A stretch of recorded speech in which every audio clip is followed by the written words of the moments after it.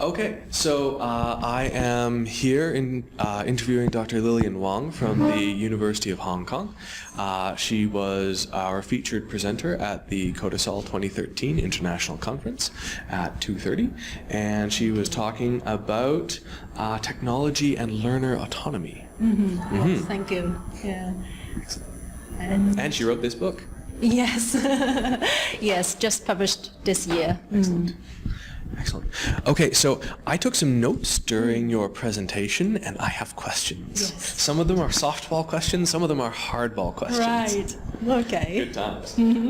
So you were talking about learner diversity. Yes. I'm guessing Hong Kong is a really kind of diverse educational environment, yeah? Yes, it is. We have the local students, and we have a lot of students from the mainland, as I guess a lot of other countries now, and also students from Asia, and quite a lot also from Europe or America or UK. So we have around 20% of international students at the university, and even more for the postgraduate studies. Yeah.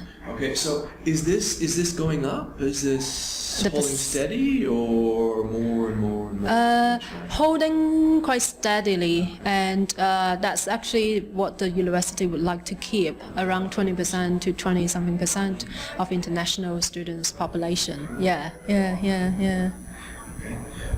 So you were talking about learner autonomy and learner strategies. I'm a tutor for the Birmingham Masters program. Oh, right. And most of my students ask me questions like, what exactly is a learning strategy? Right. How is that different from what a learner does? Okay. So they might know or they might not know they have use some strategy. Okay. And teachers can actually explicitly teach them or tell them, this is a particularly good strategy to use, or what would like them to try out. So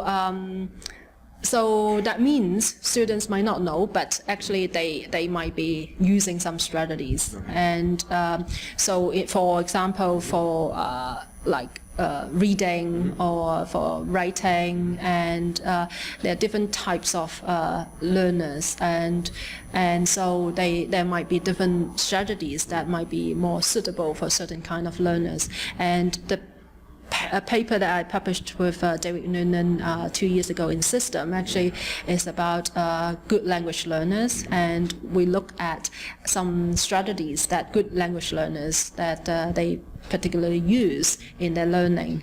Yeah. So do you think these learning strategies, they're obviously different for each student and also for each learning context, right? If you're doing cram education like they do in Korea, a learning strategy where you go up to a coffee shop and you talk to foreigners on Sunday is probably not what's going to work, right? No. Quite personal.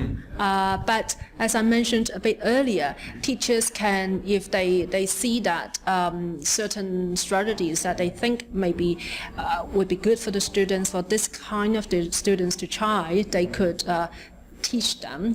Suggest them, okay, you could do this and try this, and give them some suggestions. Yeah. So how long have you been looking at learner strategy and learner autonomy? How long have you been? Right.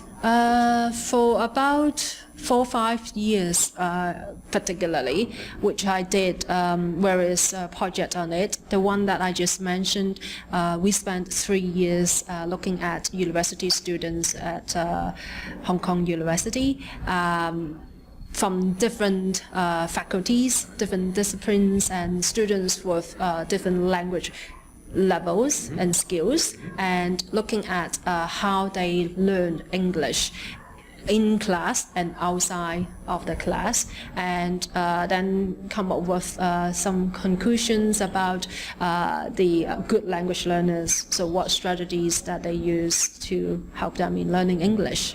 Okay. What's the politically correct term for the other group? We have good language learners Okay. and then bad language learners, no. or like you should stop trying, or Okay, you need to stop right, okay.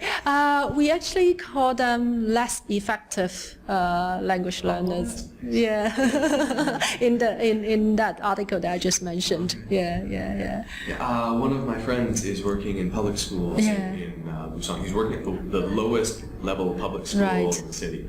And most of his students did really bad on the vocabulary test, and this last weekend they had the bottom 20% of their students Right. just in the school for 8 hours writing vocabulary words, Yeah. like writing the same Right. word again and Wow. again and again Oh. and again for 8 hours. Yeah. And I think that's the doing more of what doesn't work approach. Yeah, it sounds like so boring for them. Yeah.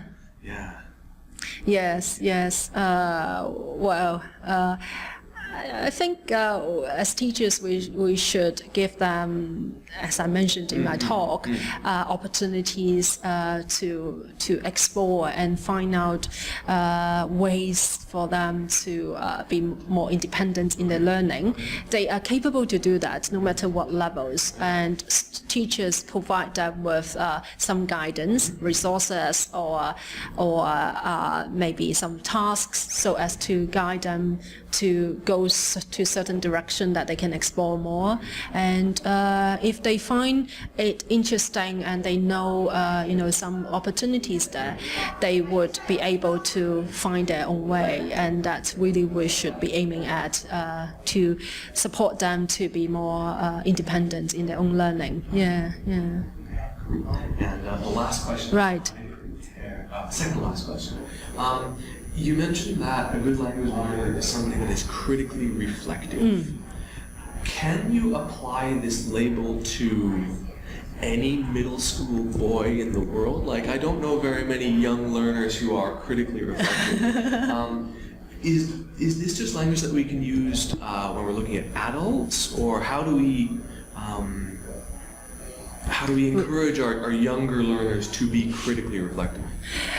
They might not really know the skills to do reflection, but they are quite capable. I mean, actually, young learners, they are quite capable to be critical in terms of their own learning. That means they are quite capable to, to give their own comment about things that they see, things that they listen, things that they've heard about, right? And they can then comment on those things. They can ask questions, and again, teachers will be there to guide them and give them the support, and they are capable to do so because it's not restricted to the language ability. It is something that is involved in their own learning. So the language may be part of it, but in terms of the critical analysis and being reflective in their own learning, it's the whole person approach. Yeah. All right, and I noticed that you were talking about web questions and inquiry-based learning, like LBI stuff. Yeah. Is Hong Kong moving towards inquiry-based education? Like, I know Shanghai is really pushing hard to increase the quality of education, and they're getting some really amazing results. What about Hong Kong? Hong Kong, right? Hong Kong, we are promoting, those things that I mentioned earlier about independent learning, autonomous learning, critical learning, be creative, and inquiry-based, certainly. And especially saying at the university, especially with some disciplines, they use problem-based learning approach for the whole curriculum design.